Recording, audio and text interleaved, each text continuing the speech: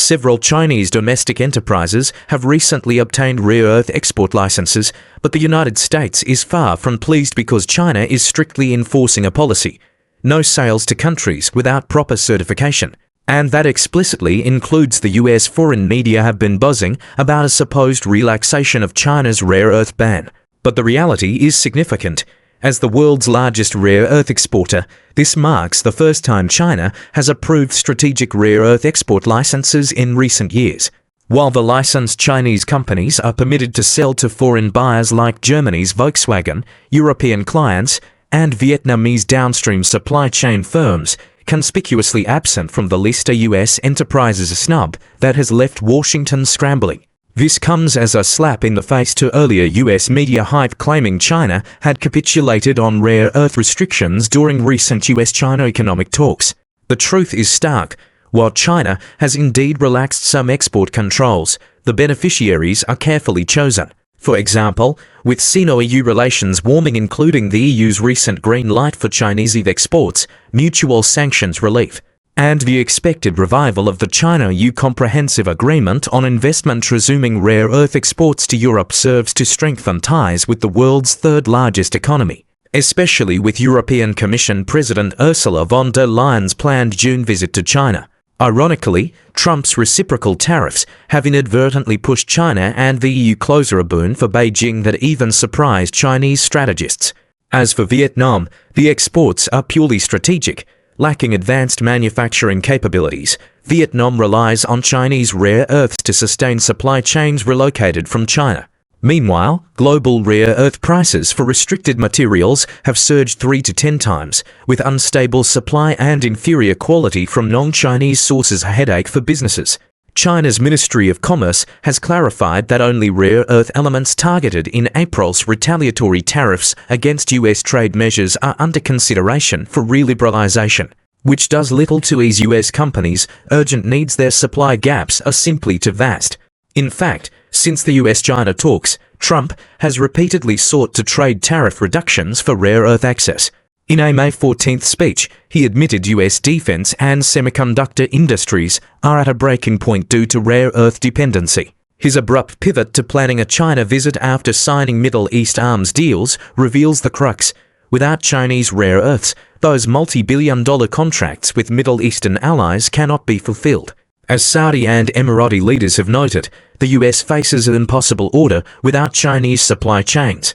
Adding to Washington's woes, US Army Vice Chief of Staff Christopher revealed in a CSIS interview that critical components in weapons like the AIM-9 missile, such as rare earth-based magnetic sensors, are almost entirely sourced from China. Virtually every US military system relies on Chinese rare earths, he conceded, underscoring America's vulnerability. With just 30 days left before the 60-day inventory warning issued by US companies in April expires, the clock is ticking. Firms warn that a failure to resolve the rare earth crisis will trigger supply chain collapses and catastrophic financial impacts. China's recent crackdown on strategic mineral smuggling further signals a hardline stance.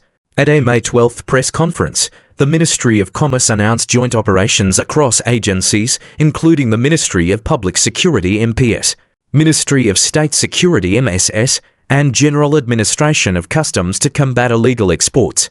With coordinated raids and enhanced border controls, Beijing is sending a clear message: any attempt to bypass export restrictions will face severe consequences, ensuring strategic remain resources firmly within Chinese control. On April 22nd, the Korea Economic Daily revealed that China has warned to South Korean transformer companies to immediately cease illegal reselling to the US of equipment containing Chinese rare earth metals. Fortune magazine notes that the US is now scrambling to find alternative rare earth sources, such as Greenland and Saudi Arabia. During Trump's recent visit to Saudi Arabia, US rare earth firm MP Materials signed a memorandum of understanding with Saudi Arabia's flagship mining company to jointly develop a rare earth supply chain in the kingdom, covering mining, separation, refining, and magnet production. However, the US harbors a misconception about rare earth supply chains, assuming that mastering extraction technology alone will rapidly revive the entire industry. In reality, rare earth extraction is just the first step. Subsequent processes like alloy smelting, magnetic material manufacturing, and permanent magnet shaping each require independent technical systems. Take neodymium-ion boron magnets as an example. They demand precise control over material purity, atmospheric protection, and sintering temperature curves.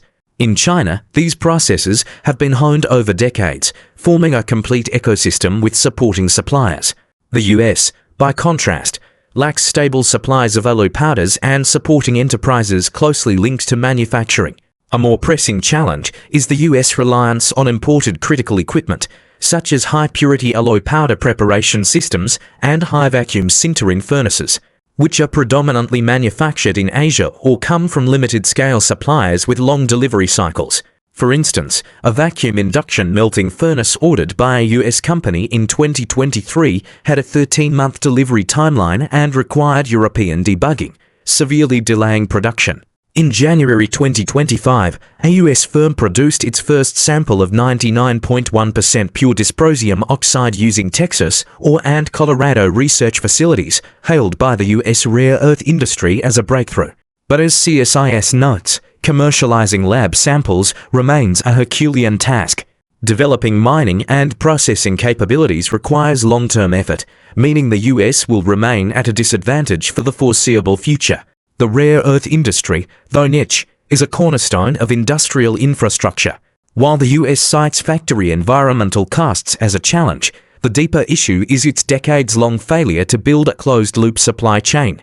Even with new mineral sources and extraction breakthroughs, converting these into sustainable industrial capacity requires three parallel advancements. 1. Restoring domestic production capabilities for high-purity material equipment. 2. Rebuilding mass manufacturing systems for advanced magnetic materials. 3. Establishing mature talent training pipelines to ensure skilled labor for every stage, from extraction to powder pressing and magnet shaping.